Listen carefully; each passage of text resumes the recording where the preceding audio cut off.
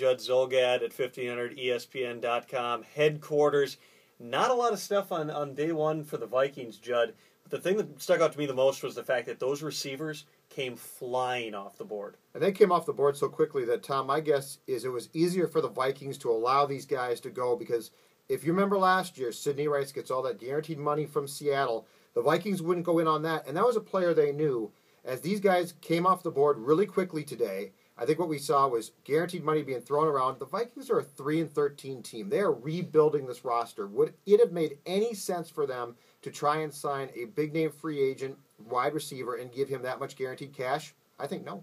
I think it was interesting, too, looking at some of the numbers. Vincent Jackson ends up getting 5 years, $55 million, an $11 million a year average for a guy who's already 29 years old, who I would have concerns with in terms of the off-the-field stuff, as well as the fact that he's been a malcontent for several years, as well as his age. There's a bunch of red flags there. Pierre Garcon gets $41.5 million over 5 years, an $8 million average for a guy who is a number 2 receiver. Pierre Garcon. Marcus Colston, also an $8 million a year guy, also a guy who I think if he went to another team would be a number 2 caliber guy. And then you've got the Harry Douglases who are signing. You've got Josh Morgan who joins Garcon in Washington. It's a lot of that upper tier. It's a deep group. I talked to a lot of scouts over the past week who said this is a really deep group of guys, not the A-level. That's just Vincent Jackson. But those other guys, right. It's a big group of guys who could be number 2 starting caliber receivers, complementary guys in the NFL. A lot of them are gone.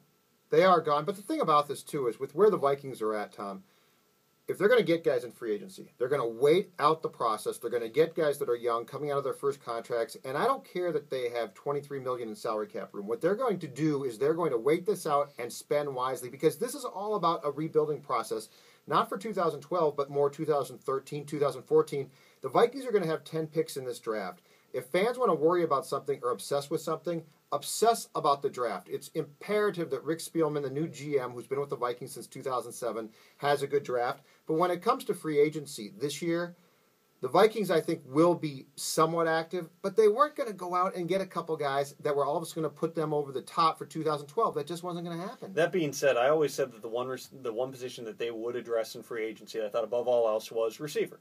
Because they just don't have anything there. In terms of the outside receiver positions, you can get away with Michael Jenkins. He's probably more of a number 3 type of receiver at this point. Percy Harvin's a very dangerous receiver, but you've got to manufacture a lot of his touches. He's going to be better off in the slot than he is playing the X or the Z position in that offense. You've got to get somebody else on the outside. Maybe they just figure they're going to be able to draft somebody and put him in there. I'd want somebody who can run a professional route and help Christian Ponder, and that's why I thought that would be the one position they would try to address. It's going to be tough now to find a guy who's really going to be able to give you a lot. Yeah, but who's to say that that player doesn't exist out there and that he's not a household name? Because the guys we saw come off the board today got a ton of guaranteed money, and they're names that we know. There's always guys in this league that are out there in free agency who you don't think much of and might develop. And I think that's where the Vikings are going to look. Now, maybe that's getting too cute, but with where they stand right now, I would not have paid any of these guys that much guaranteed money. And, you know, Vincent Jackson's a prime example. The Vikings pursued him in 2010, and so fans thought of him again when he became a free agent. The reality is Vincent Jackson in 2010 would have been a completely different fit for the Vikings than Vincent Jackson now. That one made no sense, and I don't think paying a wide receiver a ton of guaranteed money at any time, unless it's Jerry Rice, makes sense. I think Broderick Bunkley, and granted this video could be outdated by the time it even gets posted with the speed that things are moving here, but Broderick Bunkley is one guy out there who still intrigues me. Sounds like Denver wants to keep him, but he's a one-technique nose in a 4-3 scheme. The Vikings desperately need help at the nose tackle position. There's really no one else in free agency. I know the Pro Football Talk connected them to John Carlson. I wonder exactly what the level of that interest is. You look at some of the other positions in the secondary, there's just a bunch of guys, but a lot of them are guys. They're not going to be in on the top players at that position. They were never going to be in on Cortland Finnegan and Brandon Carr and LaRon Landry at the prices that those guys want because they play a scheme where you don't need elite players. You need good players. You can't get away with terrible players, right. But the Tampa 2 covers up for a lot of things because you are playing so much zone defense. And how about the fact that the Chicago Bears today, I mean, last year, the NFC North was already incredibly tough, potentially, for defense when it came to quarterbacks and wide receivers. Today, the Bears add Brandon Marshall. So Jay Cutler now has Brandon Marshall. Aaron Rodgers has his core of receivers. And Detroit, you've got Calvin Johnson and Stafford. The division was already really, really good, and it just got tougher today. Eventually, assuming that these guys are going to be around for a while, the Vikings are going to have to improve that secondary. I see what you're saying, and you're right. When it comes to the Tampa 2, if that's what you're going to play, there's only so much that the corners and safeties are asked to do.